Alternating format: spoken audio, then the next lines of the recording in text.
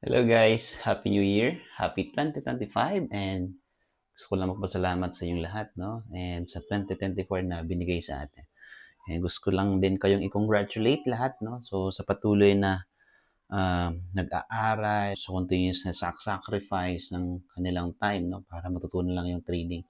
And congratulations na din. Okay?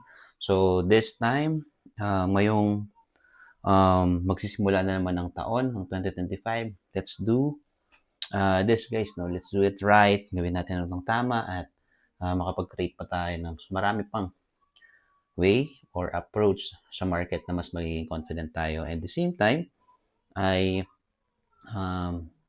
magagawa na natin ng tama yung mga dapat nating gawin na tama during the time siguro para dun sa mga nagsisimula pa lang ng kanilang journey sa trading last month, last 3 months ago, last 6 months ago, or last year, no?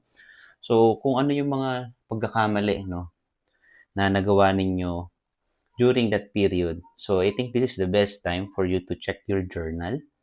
Okay?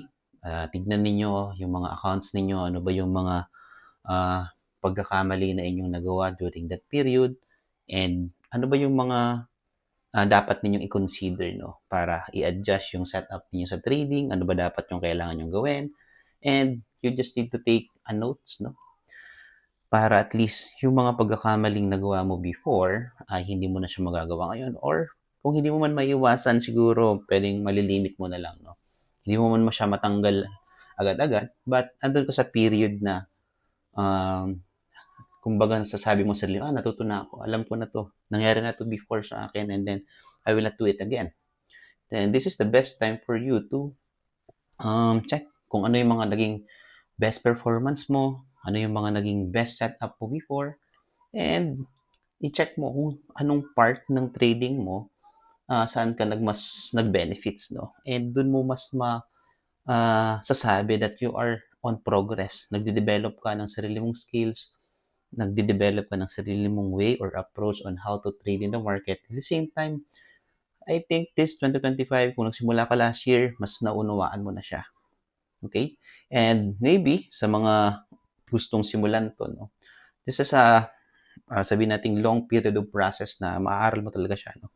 Pwedeng ngayon, naging profitable ka, next month, hindi.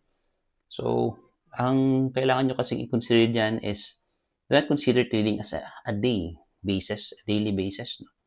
Consider this, kung nasa day trading ka, consider it as a monthly basis. Okay, nasa swing trading ka, consider it as at least 1 year basis, no? I-check mo the whole year kung ano yung naging result or progress mo. So, hindi ka pa rin naging profitable for the past few months, so that is fine.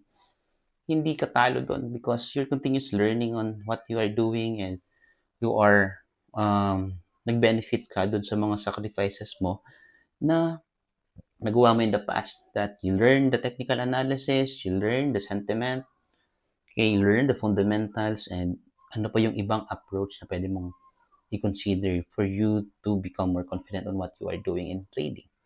So, sa part kasi na to guys, no, sa mga nagsisimula pa lang especially, tinitingnan lang nila na dapat 2 months, 3 months, 4 months profitable na. But they become disappointed because sabi nila, or meron man sila nagsabi sa kanila, madali lang yung trading, but nung nandun na, nasa actual na, ay hindi nila nakuha agad. Then, meron silang mga regrets, meron silang mga bagay-bagay na pinagsisihan because ginawa nila yon, hindi nila to ginawa. But now guys, no, so for me kasi trading is a continuous learning. Even ako, no, I am continuously learning, I am continuously on progress. Hindi ko sinasabi na sobrang galing ko na, hindi ko sinasabi na kayang-kaya ko na ang lahat, no, but hindi kasi natin alam kung ano yung mangyayari in the future in the market. Pwede magkaroon ng pagbabago, pwede magkaroon ng changes, and sobrang napaka gulo pag hindi mo talaga naintindihan yung isang magulong bagay sa trading. Kaya for you, no, my best advice for this 2025, continuous on what you has started, ano yung mga nasimulan mo, and i-check mo kung anong part ka na ng iyong trading career. Okay, that would be all. Thank you so much, guys. Happy New Year!